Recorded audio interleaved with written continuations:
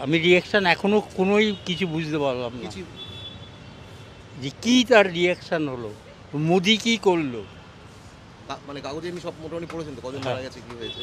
অমিত শাহ কী করলো, এটা কি অ্যাকশান, অ্যাকশান কোনো হুম হুম হুম হুম হুম। মালুমই হলো না।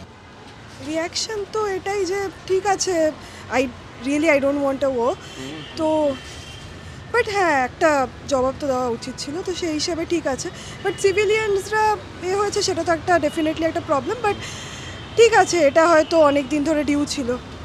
কাগজে দেখলাম, আর কি করবো, আর কিছু করার নেই।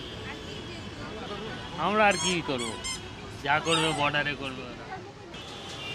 আমি কি বলবো, আর দাদা নেই এখন। আমার তো কি, দাদা আসুক, দাদা আসলেই বলবেন। আমি এইসব ব্যাপারে মতামত কি, যা হচ্ছে সব দেখছি চোখের সামনে, যা হচ্ছে দেখে যাচ্ছি এই অবধি। ভালো লেগেছে যে হ্যাঁ ইন্ডিয়া কোনো একটা স্টেপ নিয়েছে পাকিস্তানের। এগেনস্টে যেটা করেছে সেটা অবশ্যই ভালো করেছে আর কি, কারণ যেটা হয়েছে সেটা তো একদমই ইনজাস্টিস ছিল, তো ইটস আ গুড অ্যাপ্রোচ।